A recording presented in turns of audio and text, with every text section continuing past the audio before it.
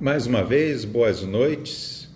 Antes de passar a palavra ao nosso convidado, quero dizer que esta entrevista ficará disponível no IGTV de @Maia Historiador Entrevista. O primeiro bloco, inclusive, já está compartilhado no IGTV. Ao final do segundo bloco, vamos compartilhar este segundo bloco. Também quero convidar todos vocês para estarem conosco na próxima quinta-feira, 28 de maio, às 20 horas, neste canal, para participarmos juntos da nossa próxima live. Agora, vamos dar sequência à nossa entrevista com o professor Aldrin, que já vai estar aqui conosco, né? E vamos adicionar o professor Aldrin para dar seguimento aqui à nossa entrevista. Deixa eu ver aqui.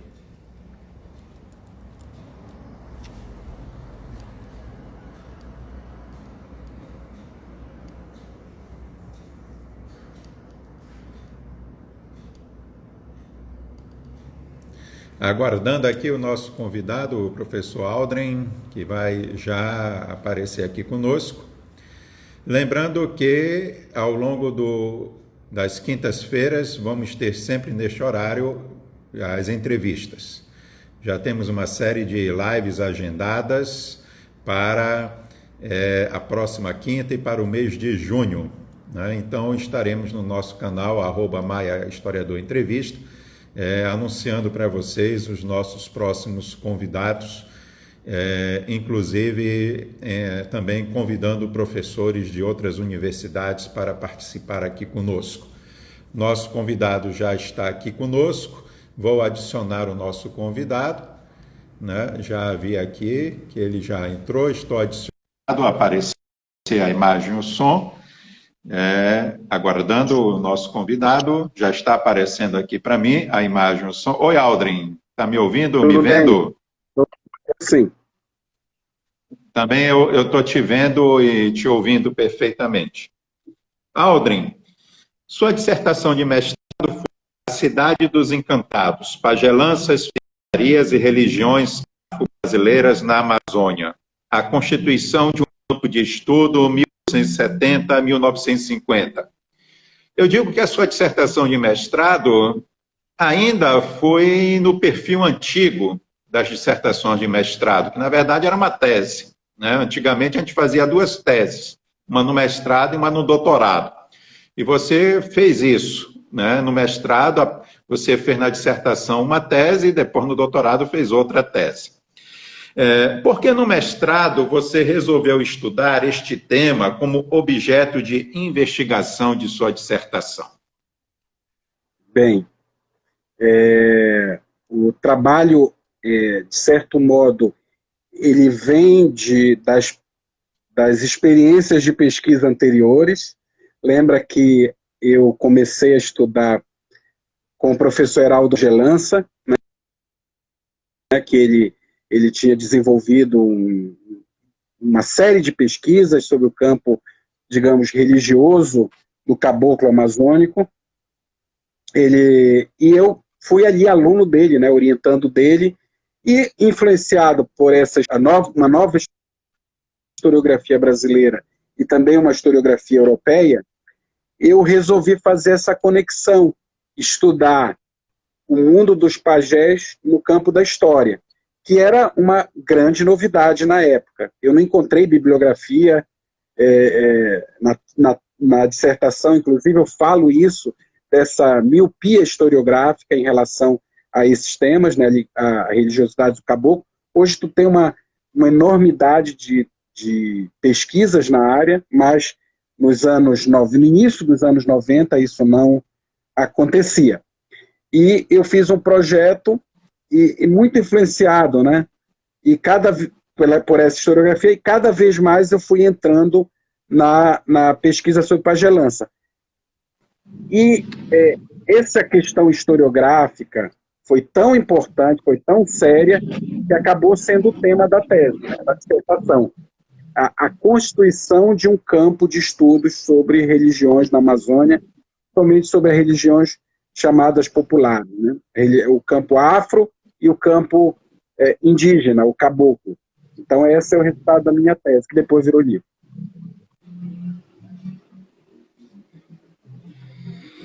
No doutorado, sua tese foi Eternos Modernos, uma história social da arte e da literatura na Amazônia, 1908-1929. Por que escolheu este tema de investigação?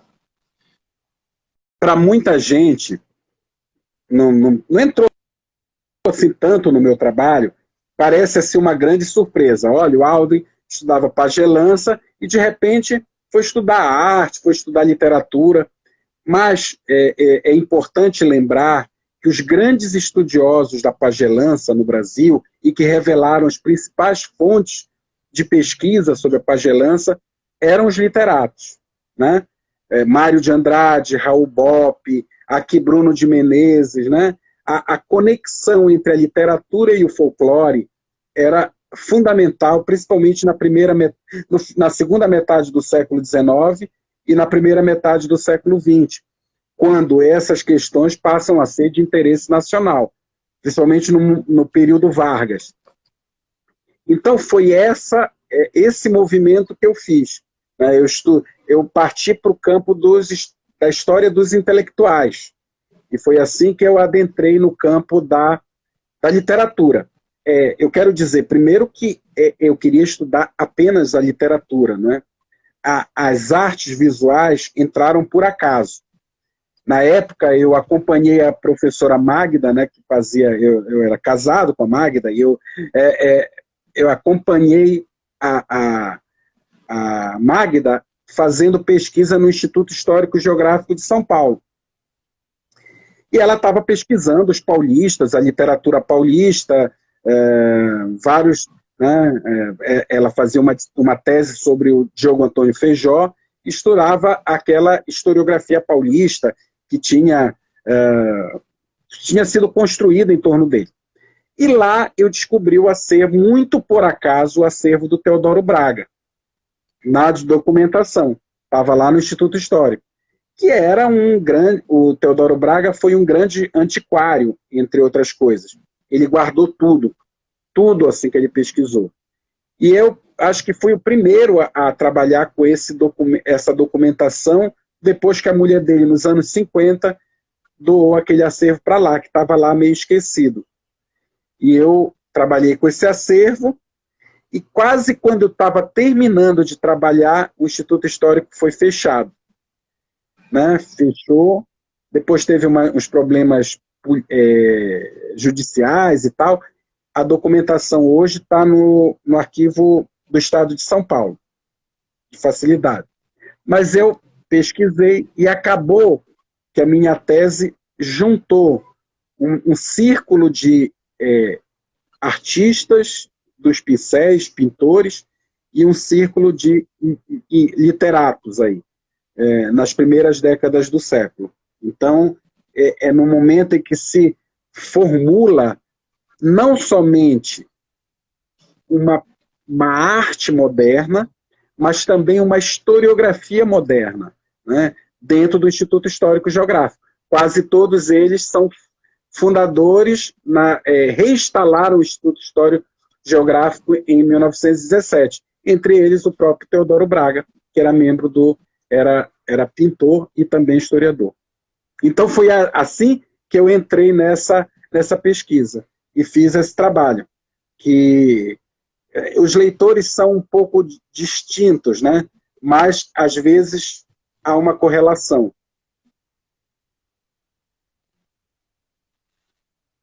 Você fez o doutorado também na Unicamp, mas havia outras possibilidades?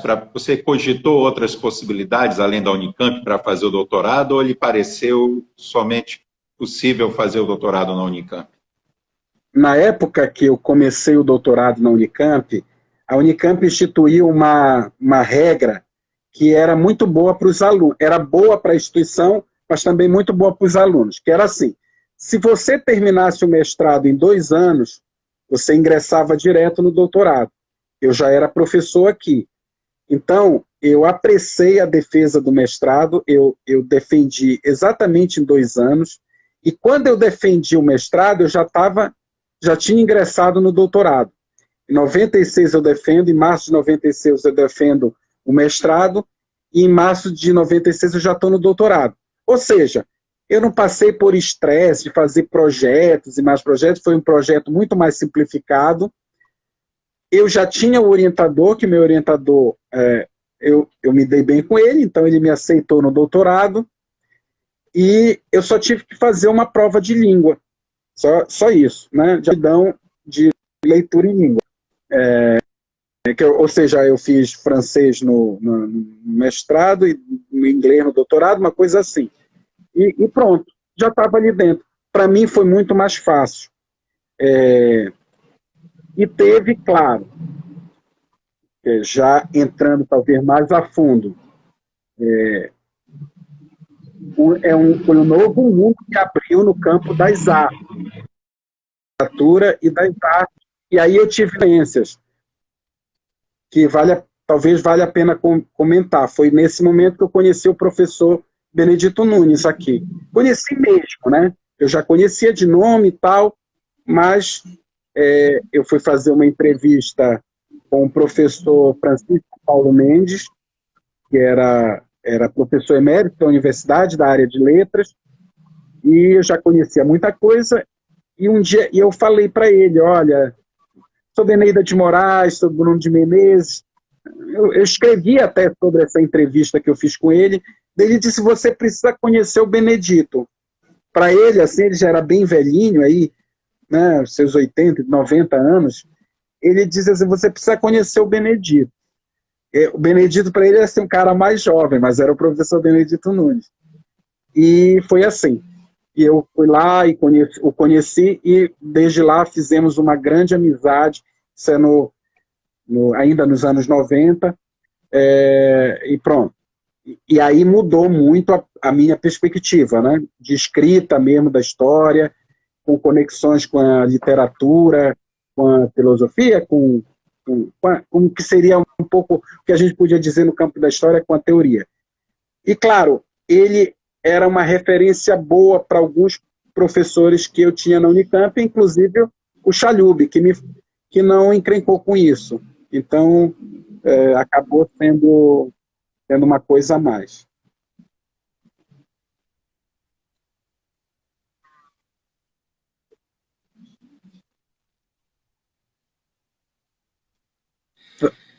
Aldrin, na Unicamp, salvo engano, você conheceu a obra do historiador Edward Palme Thompson, ou foi antes? Pode-se dizer que foi algo importante em sua formação intelectual? Sim. Na época, eu conheci mesmo na Unicamp. Na época, o Thompson era uma leitura central, né? Para os autores com quem eu trabalhava. Eram diferentes as abordagens, mas era uma leitura central.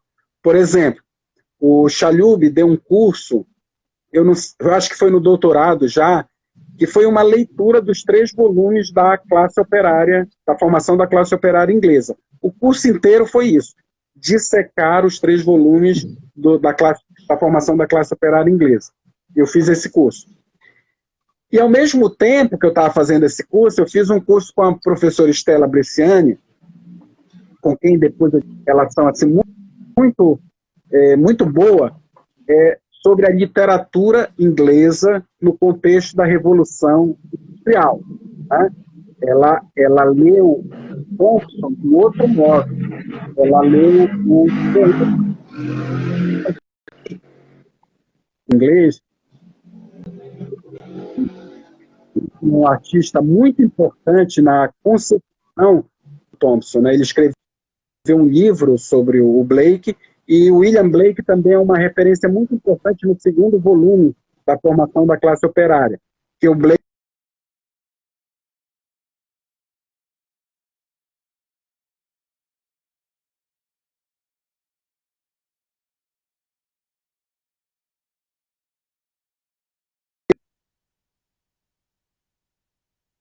né? E eu li o Blake era um visionário, eu estava lendo o Swedenborg, o visionário, um visionário sueco, que foi muito influente na obra do Blake. E ela me trouxe um dia lá na aula o livro do Kant, do filósofo Kant, publicado pela Pleiades sobre o Swedenborg. Pronto, a gente acabava a aula, a gente ia conversar sobre aquilo e, portanto, a influência que eu tive do Thompson não foi só a do Thompson, do historiador social, do movimento operário, mas o historiador da literatura, né? A obra do Blake foi muito bem analisada, os românticos, né, ingleses. O Thompson era um cara muito erudito, né? E foi muito importante para mim os estudos dele sobre folclore, sobre literatura, sobre cultura popular. Então, foi uma influência importante, é uma influência importante para mim.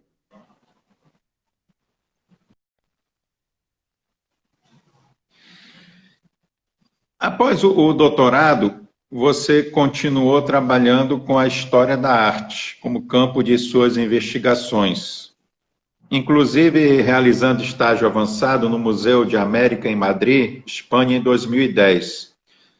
Como foi esse percurso de pesquisa? Quando a história da arte era mais um objeto de estudo, né?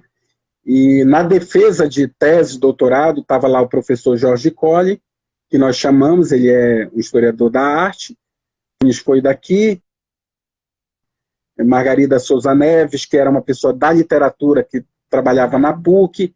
Então a gente fez essa ponte. E eu comecei a participar de atividades dentro dos museus, né? Principalmente aqui. Em 2004, eu trabalhei com a Lúcia Russac na montagem de uma exposição sobre a Teodoro Braga.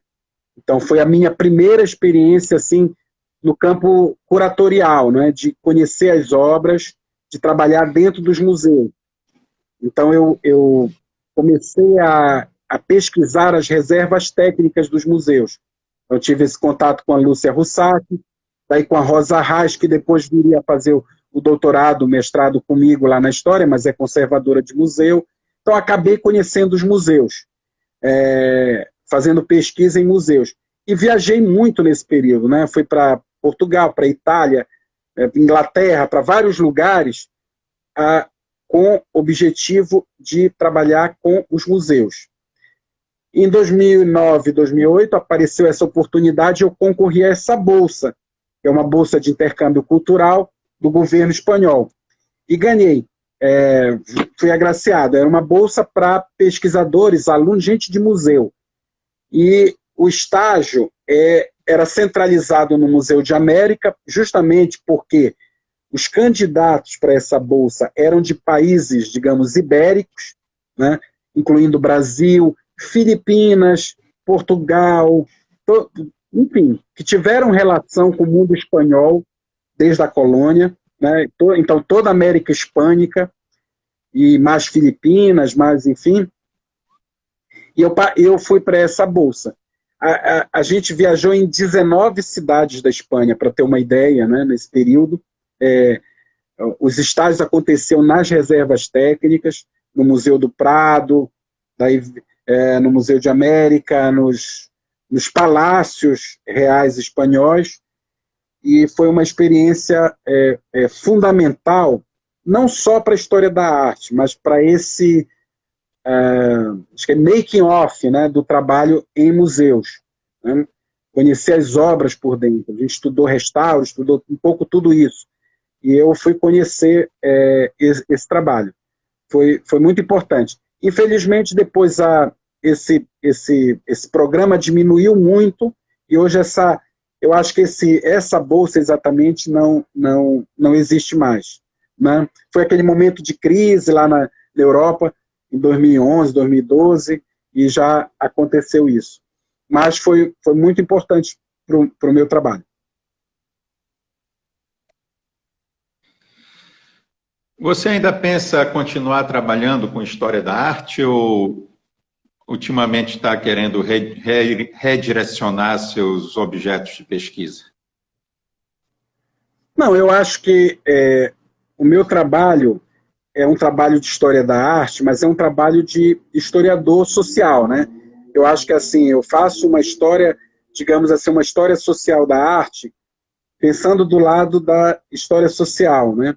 Só que com fontes artísticas e com isso é importante que se diga. Na época que eu fiz graduação e até o mestrado, o historiador tinha grande problema com a visualidade. Eu acho que ainda tem, mas tinha mais. Que assim, o enfrentamento das fontes visuais era um problema para o historiador. Por quê? Porque a nossa origem é de uma tradição do texto escrito, né? Essa origem vem desde os gregos, né? A história escrita. Eu estou falando de visualidade, mas eu podia falar de oralidade. A história oral faz essa mesma crítica aos historiadores, né? Historiadores estão amarrados ao texto e deixam a oralidade, a visualidade um pouco de lado. Então, eu tive que aprender muito sobre ler uma obra de arte com a caminhada. O historiador social leva para a história da arte muito, muito background. Quer dizer, ele leva as tensões sociais em que aquelas obras, aquelas narrativas estão inseridas. Então, eu acho que é sempre uma troca. Por isso, eu acho que, de fato, esse é o meu campo. E eu reencontro os pajés, os pajés, os meus antigos temas, na história da arte sempre. Por quê? Porque os pintores retrataram tudo isso na obra de arte, né? Então, está lá a magia, a feitiçaria, a pagelança, né, a alimentação, todos esses temas, eles estão, a medicina, né, está tudo ali muito adentrado, porque a arte, ela tem duas dimensões. Ela tem a dimensão artística, que faz a arte ser transhistórica. Uma obra de arte nunca perde o valor, acaba sendo valorizada, ela vai e volta no mercado, né, de arte, mas ela continua sempre também um testemunho histórico, como outro qualquer documento. É isso. Aldrin, você gosta mais de pesquisar ou escrever? Para mim, eu só pesquiso quando eu acho que aquele tema é bom de narrar. Se aquele tema que eu estou querendo pesquisar, eu não sei como contar aquela história, ou não encontro uma maneira daquela história ser bem contada, eu abandono o tema. Para mim, a história só ela é importante se ela é importante de ser contada, se ela é importante de ser narrada, se eu vou ter um diálogo com um leitor, ou alguém que vá... Eu penso muito nisso. Tendo com o tempo, né? Eu acho que eu fui aprendendo com o tempo esse lado. E eu tive a ajuda do historiador e do professor Benedito Nunes. Às vezes eu perguntei para ele, como é que o senhor escolhe os filósofos que o senhor trabalha ali? Ele só trabalha com aqueles que eu gosto. Os que eu não gosto, eu nem toco nesse assunto. Ou seja, você tem que gostar de narrar aquilo. Aquilo tem que ter um enredo com o que você faz. A não ser que você precise muito de dinheiro e tal, de sobrevivência, né? Mas é assim que eu penso.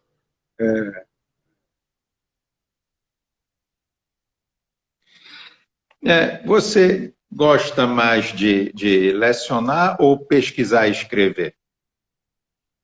Isso eu aprendi logo na graduação. Quando eu entrei na graduação, não queria nunca saber de ensinar. Não queria ser professor de espécie alguma. Achava que era péssimo, eu queria ser só um pesquisador. Mas na graduação mesmo eu aprendi que não são coisas indissociáveis, né? O bom professor, na minha opinião, é aquele que entende e sabe como aquele conhecimento é produzido.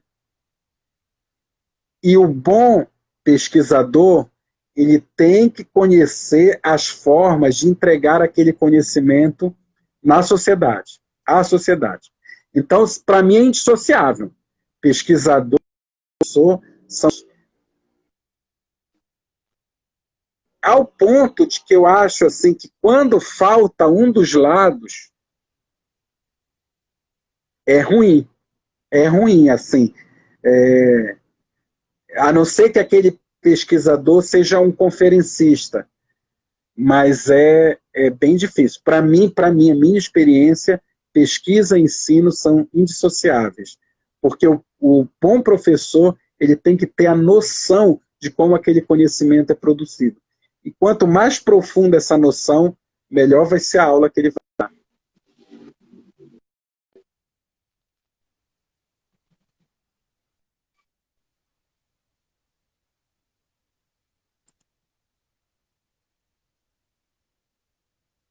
Ok. Aldrin, você tem uma caligrafia muito bonita, né? Me lembro, na época da graduação, você fazia uns cartões escritos à mão, até tenho ainda alguns, eu acho, guardados, né? Uma caligrafia sempre muito bonita, caprichada. Você gosta de escrever à mão? Você tem algum método ou ritual de pesquisa e escrita? Como você escreve? É, eu gosto e escrevo à mão até hoje. Eu tenho sempre uns caderninhos que andam comigo, porque eu falo isso com meus alunos, né? Você tem que ter, quando está pesquisando, um caderninho. Tem pessoas que são, com quem eu convivi, o historiador português Vitor Serrão, ele tem agendas, que ele põe tudo nessas agendas, coleções, tudo que ele...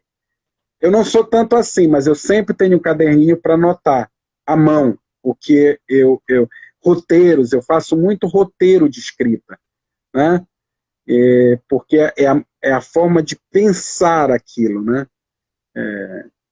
Eu estava conversando esses dias com o Jurandir Malerba sobre isso, né, que é um historiador mais da teoria da história, e ele está pesquisando a questão da independência, entrou em contato comigo sobre algumas coisas daqui, um artigo que eu escrevi, e ele estava falando sobre isso, né, a literatura dentro da história, né, a narrativa dentro da história. E isso influencia-se na forma de escrever. Pensar que no passado as pessoas escreviam à mão, né? Eu fiz caligrafia quando era criança, né? Eu estudei caligrafia e eu gostava da escrita e acho, e ainda hoje menos, mas eu gosto de escrever à mão. E pesquisei muito carta, né? Pesquisei muitas cartas, principalmente no doutorado, em que a parte mais, talvez um dos documentos mais importantes para os literatos sejam as correspondências. Então, tu encontra muita carta à mão, né? Os fundos, de pesquisa da história da arte são muito variados. Tem as obras e tem os comentários relativos às obras. Então, é nesse sentido. Gosto de escrever. Cada vez menos, mas a gente escreve cada vez menos, mas gosta. Aldrin, gosto muito do seu estilo de narrativa e também dos títulos de seus trabalhos, né? Como historiadores, penso que somos escritores profissionais. Qual a importância para o trabalho do historiador de um texto bem escrito e um bom título? Sim. Eu vou até fazer um comentário aí, citando um texto que todo historiador deveria ler. É um texto do Robert Darnton, publicado no livro Beijo de la Muerte,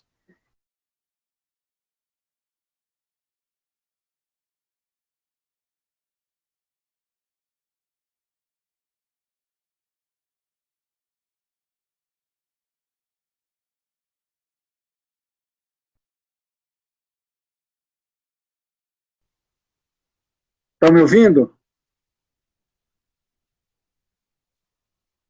Tá, Oi, eu tô Aldo. vendo.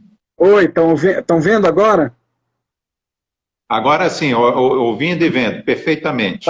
Então vamos Você estava continuar. falando de um texto que todo historiador devia ler. Isso. Qual seria o texto? É o texto do Robert Darnton, né? Do livro Beijo de la Murrete, né? Que chama Publicação Estratégias para Autores Acadêmicos. É um texto muito engraçado, que ele diz assim, quando você escreve um livro ou um artigo, você quer publicar, quer que leiam. Mas como fazer que aquilo seja interessante? Daí ele diz, comece pelo título. Como escolher um título? Ele faz piada. A letra P, a letra B, a letra D. É a repetição dos nomes, né? Então ele faz essa brincadeira.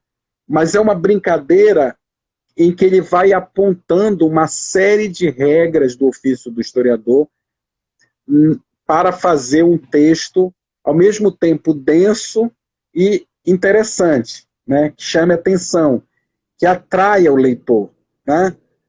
Nós temos que pensar que nós não copiamos o real, nós fazemos uma leitura da realidade de uma época, de algo que aconteceu numa época, e trazemos com todas as mediações, com os nossos problemas, com as nossas polêmicas, para um determinado leitor. Então é muito bom a cor que você dá àquele texto, né? E o Darton chama muita atenção a isso. Para mim, o título, eu falo com meus alunos, esse título é ruim, não vai chamar muita atenção, esse título é bom e tal. Mas você tem que pensar na escrita da história, né? E isso não é novidade para os historiadores. Nós temos grandíssimos narradores e também historiadores que viram que em determinado momento a história não dava nem conta do que eles queriam contar, né? Nós temos o exemplo do livro do Jorge Duby, o Guilherme Marechal, por exemplo, que ele entra no romance histórico. Ou Natalie Davis, né, com O Retorno de Martha-Nguer, que é um outro livro lindo, né? Ou mesmo História Noturna, do Carlo Ginzburg, que é um livro em que ele diz, olha, aqui não dá mais a história, vamos para a filologia. Então, essas são as manhas, as articulações que a história, como método, como teoria, tem com o campo literário. Além de historiadores já citados, quais outros historiadores foram importantes em sua formação ou compreensão da história, da escrita e da pesquisa histórica? Aí são momentos da minha trajetória, né? Primeiro, uma leva, né, que eu acho que é até muito importante, que são esses historiadores das mentalidades, historiadores franceses, Le Goff, Mandru, Carlo Ginzburg, que para mim é um dos mais importantes historiadores como um todo, né?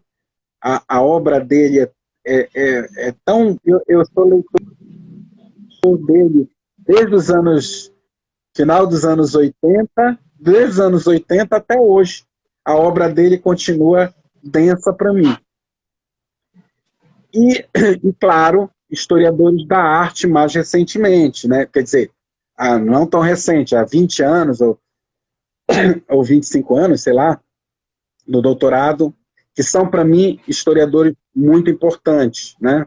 Historiadores sociais da arte, como Timothy James Clark, Svetlana Alperes, um historiador também da arte que é muito lido pelos historiadores sociais, que é o Michael Baxandall, né? Que é um historiador muito importante do Renascimento, porque eles fazem esse trabalho com a fonte artística, com o objeto artístico e seus diálogos, né, o seu quadro de tensões na sociedade. Né? Quer dizer, como é que aquela obra faz parte do processo de engendramento social e político em um determinado momento. esses historiadores são muito importantes para mim. São menos conhecidos dos historiadores sociais, mas são muito importantes no campo da história da arte. E os historiadores que eu já falei aqui, Thompson, que é importante para mim na literatura, o Darton, Natalie Davis, né, são a história cultural americana, e muitos historiadores recentes, né, a historiografia, digamos, decolonial, pós-colonial, mais recente, produzida na Índia, na América Latina e na África, é muito importante, né? Uma historiografia que mostra, principalmente, os nossos vícios culturais. A escravidão, olha, deu uma caída de novo, né? Deu uma caidinha rápida. Para quem estuda, por exemplo, a questão negra, a escravidão, é muito importante pensar, produzir uma filosofia, né? Produz uma literatura. Então, você vai pegar uma literatura europeia para explicar a África, ou uma filosofia europeia para explicar a África, sem pensar, né, como engendrar nesse conhecimento um pensamento, os arquétipos, as tensões, as questões, os modelos disciplinares africanos, fica ruim. Então, isso é a mesma coisa na América Latina, isso é a mesma coisa na Ásia, né? Você quer estudar a Ásia, tem que entender de literatura, de filosofia chinesa, ou não vai dar certo.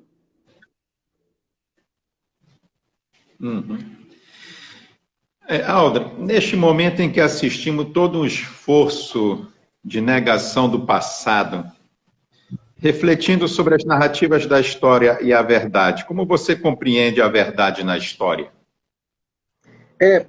Primeiro, eu acho que nem é uma negação ao passado. É aquele velho revisionismo, né? É uma escolha do passado, né? É você construir narrativas sobre o passado que elejam os seus amigos, né? E reinterpretações. Nós temos um caso gritante que aconteceu de ontem para hoje. O ministro da Educação associa a Noite dos Cristais, que aconteceu em 1938 na Alemanha nazista, em que foi uma noite que as forças, né, lá do Estado destruiu sinagogas, destruiu casas, empreendimentos dos judeus na Alemanha, e ele ganhou esse nome, Noite dos Cristais, por causa dos vidros, né, que foram quebrados das janelas das sinagogas, dos empreendimentos, das portas das lojas, das casas. Então, isso você vê nitidamente uma coisa completamente incomparável em todos os sentidos, sendo utilizado de forma tosca e irresponsável, né?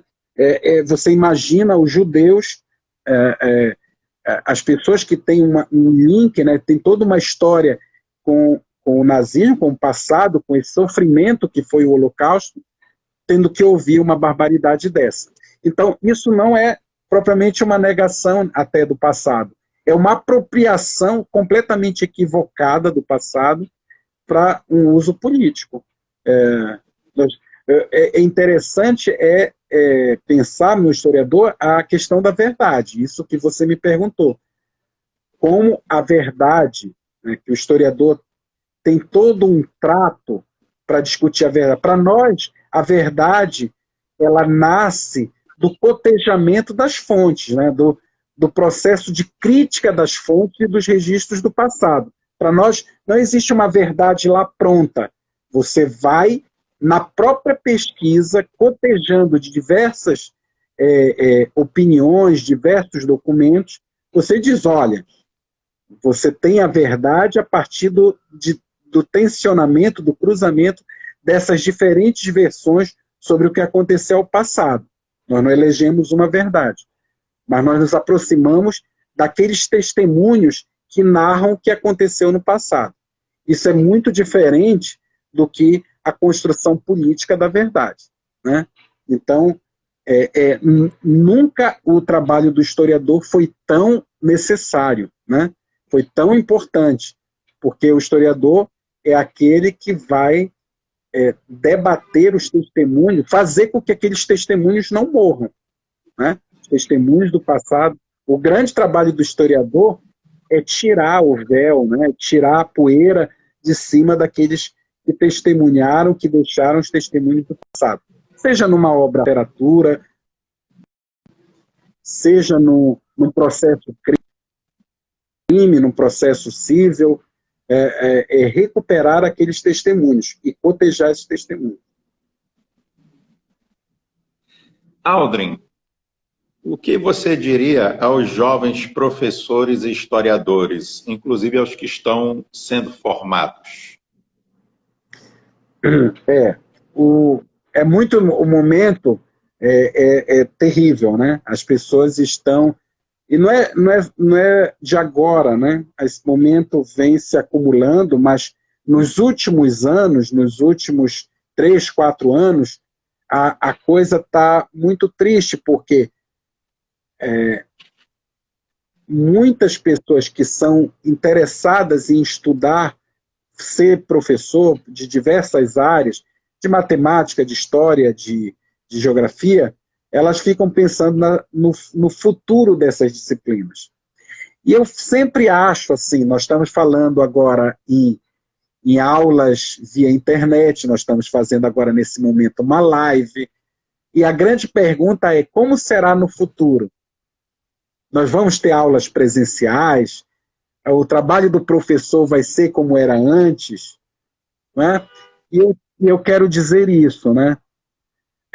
O bom professor não é somente o bom professor naquele momento que está dando aula, que está passando o detalhe comentando o texto na sala de aula.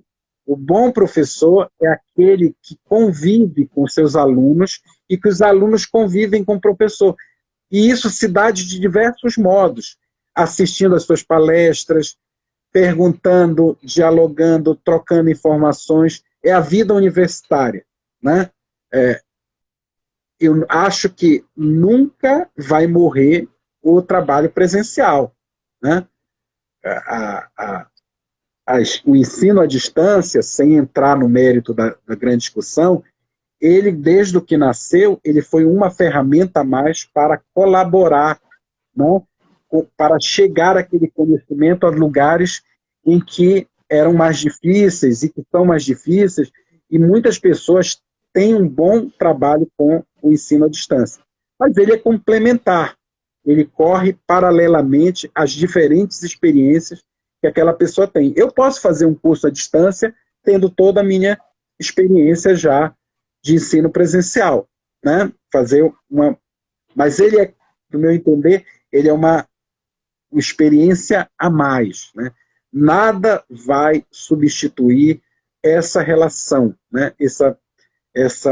Esse ponto de ligação. Então, é muito importante que a gente tenha isso em mente. E o meu recado, então, para o jovem pesquisador pense nisso, né? Pense qual é o papel do professor. Não se você vai ser o melhor professor só pelo conhecimento, mas pense também aquele professor que você gostaria de ter. Eu penso sempre nisso. Qual é o professor que eu gostaria de ter? Né, que comentasse comigo, que seja um bom professor, que tenha um conhecimento de causa, mas que eu tenha possibilidade de diálogo com ele. Né? Aquele professor que faz a cara de mal, que estabelece um distanciamento, que é o professor que pensa antes de aprovar, não é o professor que o aluno quer ter. Né? O aluno quer o professor que o ajude a compreender, que o ajude a criar, né? a encontrar a resolução de muitas questões, de muitas perguntas, de muitas curiosidades e conhecimento na sala de aula. Para mim é isso. O ensino é curiosidade, conhecimento e reflexão. Ok, Aldrin. Agora, um momento que gosto. Quero lhe fazer algumas perguntas com alguma adaptação do questionário respondido por Proust, utilizado por Bernard Pivot e também de forma reduzida por James Lipton. Então, vou fazer breves perguntas com breves respostas. Qual a sua palavra preferida? Minha palavra preferida,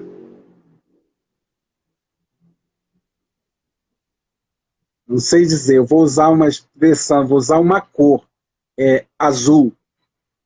A minha palavra preferida é azul. Ok. A palavra que menos gosta?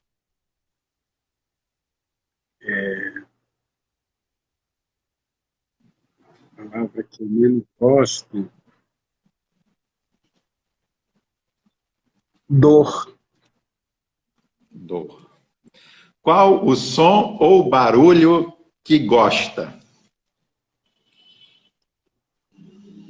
O vento, eu gosto do barulho do vento. O som ou o barulho que menos gosta ou detesta?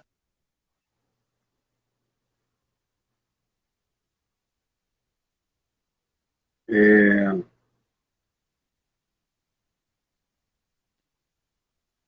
eu acho que é o barulho do carro, é um barulho que eu não gosto muito. Carro passando.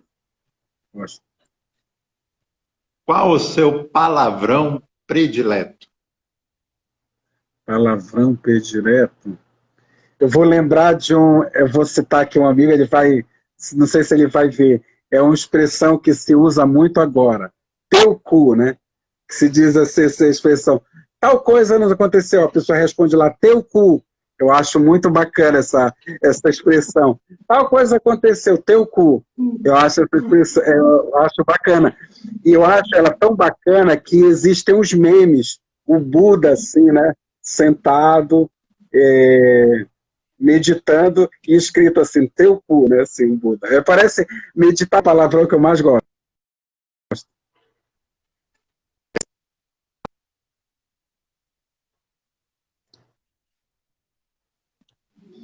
O que o deixa animado? O que O te quê? anima? Que me anima. Eu gosto. Uma das coisas que eu mais gosto no cotidiano, que me distrai muito, é cozinhar, né? Eu já falei aqui. É ver receitas novas, ver receitas antigas e fora viajar. Viajar me anima, eu gosto muito. O que o repugna? No mundo afro, né, e dizem que eu sou filho de Xangô, né, que é o orixá do livro, da justiça. Então, uma coisa que me repugna, assim, tem a injustiça.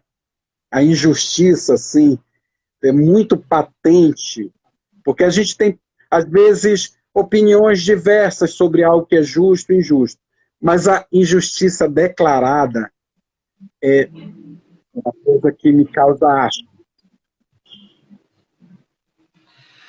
Qual profissão gostaria de exercer se não fosse professor e historiador? Diplomata. Eu tinha respondido essa. Qual profissão que não gostaria de exercer jamais? Jamais. Eu não gostaria jamais de de fazer autópsia, né? De ser aquela pessoa que corta, assim, que faz autópsia. E Médico trabalhar legista. no médico legista. Não, não gostaria. Eu acho que os historiadores têm implicância com a medicina. O professor Alves disse que jamais queria ser médico, a professora Naná disse que jamais queria ser médica. E você jamais gostaria de ser médico legista, embora você Eu acho, estude história da medicina. pois é, eu acho até que médico em si, eu não tenho tanto problema. Eu tenho problema com a profissão com o cadáver, na verdade, né? Porque o médico, ele lida com o cadáver, mas ele lida muito mais com a vida, né? Ele está tentando que aquele cara não morra. Então ele corta o cara, mas ele está lidando ali com a vida. O médico legista já chega, já encontra ali o cadáver e tal, que é um pouco o cara que é também sabe, o Michelangelo fazia isso, né? O trabalho com anatomia, né? O escultor é um pouco o legista, mas eu não gostaria, não. Se você pudesse reencontrar alguém que já partiu, quem seria e o que lhe diria? Que já partiu. Eu sinto falta muito de pessoas que já foram, né? Que se foram. Por exemplo, falamos muito dele aqui, né? Do Benedito Nunes. E quando ele morreu em 2011, ele morreu no Carnaval de 2011. Eu fiquei bem abatido, assim. Fiquei assim uns 3 meses, sonhava e tal. É uma pessoa assim com quem eu tinha uma relação também um pouco espiritual, assim, a gente se dava sem ter que falar muito, né? Outro dia conversando com os amigos próximos, então é o tipo da pessoa que eu gostaria de reencontrar num café, sabe, assim, para bater um papo, eu levava o pão para ele e tal, e a gente conversava conversava que ele gostava de ouvir coisas do meu avô, coisas assim, coisas que são fora do universo, digamos, acadêmico, uma coisa muito mais pessoal. Então, tem muitas pessoas que eu gostaria de encontrar. Imagina minha mãe, né? Minha mãe, que me faz falta enorme. Eu converso com a minha mãe até hoje, uma pessoa assim, e olha, eu perdi minha mãe em 86, assim, quanto tempo faz? Mas é aquela falta para sempre. Então, são pessoas assim que faltam. E eu acho que tem uma história aí de uma certa paternidade, né? De certo modo, são os nossos pais, né? Que já foram, um pouco assim.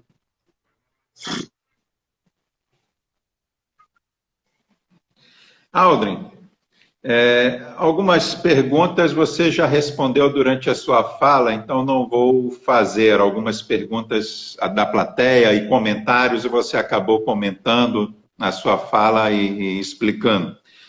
Mas tem uma pergunta que eu acho que você pode falar alguma coisa. Como foi ser um professor bem jovem na universidade?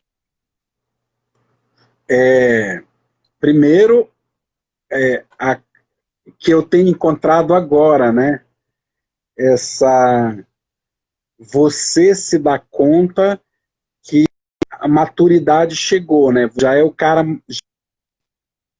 mais velho, né? Você é um cara mais velho. Porque durante muito tempo da minha vida eu fui muito jovem.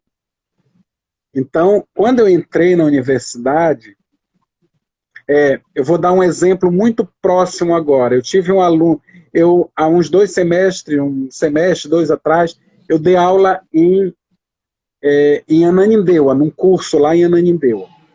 E um dos alunos da turma, o Eric, disse assim: professor, o senhor foi professor do meu pai,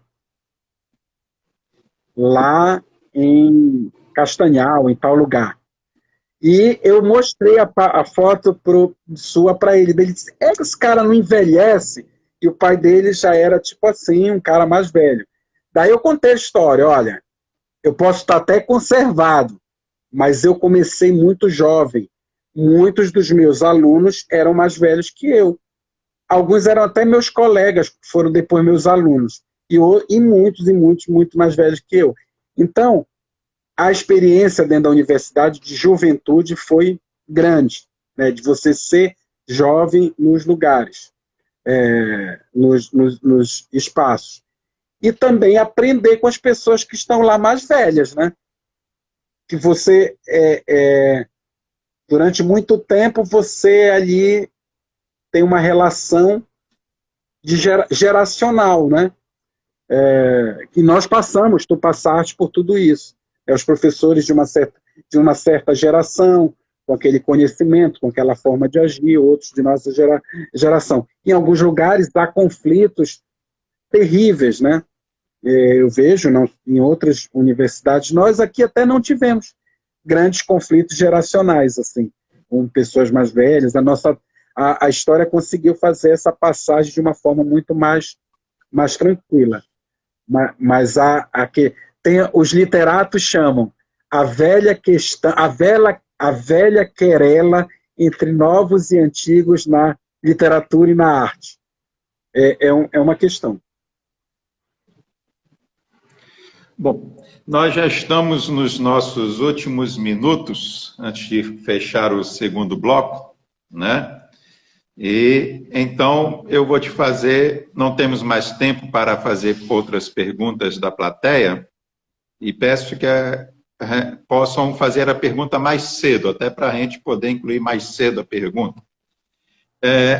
E vou te fazer duas perguntas muito breves, com respostas rápidas, e já peço que você faça suas palavras finais antes que eu encerre, caso queira fazer suas palavras finais antes do meu encerramento. Aldrin, você tem algum filme preferido? Qual seria? Tem algum preferido? Qual seria? Tenho muitos filmes preferidos, mas como a gente falou de alimentação, de gosto, eu vou sugerir um filme dinamarquês chamado A Festa de Babette, que é um filme muito interessante, é um filme denso na medida certa, porque ele envolve questões sentimentais, questões religiosas, questões de conflito político, questões internas, e que é um filme muito bonito, vale muito a pena ver. Nesse momento me vem essa imagem. E palavras finais, nós estamos no momento de overdose de lives, né? Tem muita live, de manhã, de tarde, de noite, lá vamos fazer mais live. Mas a nosso momento em que nós estamos com pouco contato, né? Eu ia chamar isso, refletir um pouquinho sobre a importância das relações, né? Das relações sociais, das relações entre os amigos, das relações familiares, das relações intelectuais. É muito importante. E esse foi um dos choques que eu acho que o Covid-19 trouxe, né? O homem é realmente um ser social, né? As pessoas, eu acho que estão densamente tocadas com essa questão, né? A questão do distanciamento. Aquele cara que eremita por escolha é uma coisa, ser obrigado ao distanciamento é algo bem duro, né? Estar distante por obrigação. Então é isso. Ok. Amigas e amigos argonautas, por hoje é só. Deixando vocês na companhia das palavras de Reobaldo, personagem do livro Grande Sertão Veredas, de Guimarães Rosa, diz Reobaldo, abre aspas, o senhor saiba, eu toda a minha vida pensei por mim, forro, sou nascido diferente, eu sou eu mesmo, diverjo de todo mundo. Eu quase que nada não sei, mas desconfio de muita coisa. Eu digo, para pensar longe, sou cão-mestre. O Senhor solte em minha frente uma ideia ligeira e eu rastreio essa por fundo de todos os matos. Amém. Fecha aspas. Muito bem. Agradeço a participação de vocês e de nosso convidado, professor Aldrin, por essa noite tão gostosa, esse bate-papo maravilhoso. Então, boas noites, tudo de bom e